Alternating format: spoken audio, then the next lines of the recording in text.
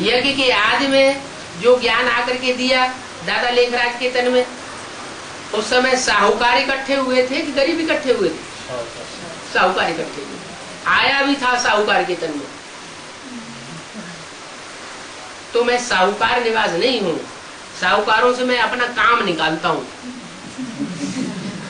क्या काम निकाल लेते हैं, बाकी जाओ तो हमारे काम के नहीं है। हमारे काम तो गरीब बच्चे हैं, क्योंकि भगवान गरीब निवास गया और गरीबों को कोई दुनिया में नहीं पूछता। आज सारी दुनिया में जो होड़ लगी है उसमें कोई गरीबों की तरफ ध्यान दे रहा है? गरीब गरीब होते जा रहे हैं और जो साहूकार है वो साहूकार होते जा रहे हैं।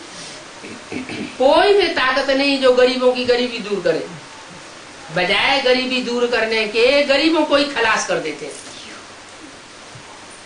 बाप कहते हैं कि मैं गरीबों को ऊंचा उठाने के लिए आया, जन्म जन्मांतर के लिए मैं साहूकार बनाने के लिए आया, और गरीब ही इस ज्ञान को उठावेंगे। जो सुखी होंगे, साहूकार होंगे, जिनके पास सब कुछ मौजूद है, उन्हें भगवान की क्या दरकार? सुख में सिमरन करता है या दुख में सिमरन करता है? दुख में कोई सिमरन करता है। तो मैं दुखी बच्चों के पास आकर के उनको सुखी बनाता हूं, लेकिन उनमें भी जो पवित्र बनते हैं उनको अलाउ करता हूं। जो पवित्र नहीं बनते हैं उनको सभा में आने के लिए अलाउ नहीं करता। क्यों है? पवित्रता तो सबसे बड़ा धन है?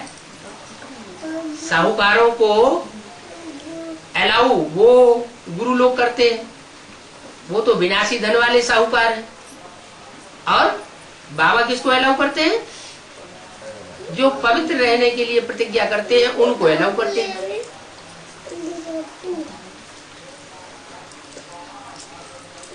तो होशियारी किसमें हुई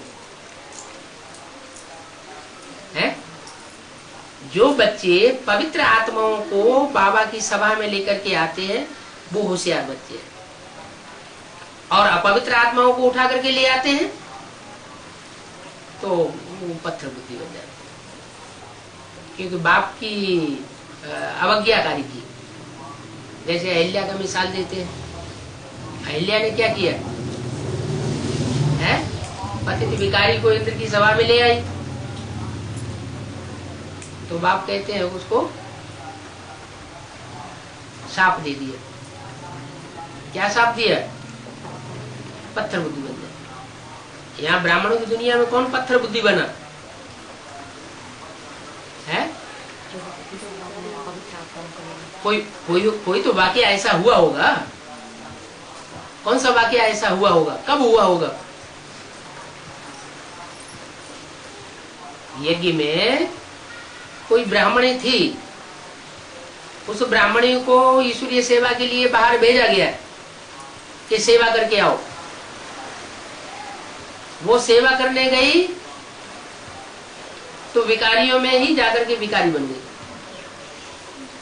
जानती थी ये विकारी मनुष्य है, अब क्योंकि उस मनुष्य से उसका लगाव लग गया, तो लगाव लग जाने के कारण उसको उठा करके ले आई कि हम सेवा करके लिए जा रहे हैं। बताना नहीं बाबा को।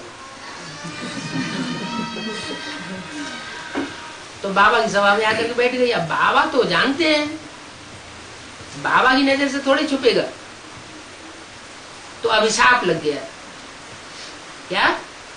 जा पत्थर बुद्धि बन जा, तेरी बुद्धि में ईश्वरीय ज्ञान बैठ नहीं सकता। एडवांस नॉलेज बुद्धि में नहीं बैठ सकती।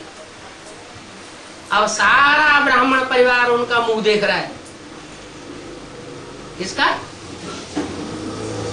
अहिल्या बुद्धि का, कि ये माने तो हम माने।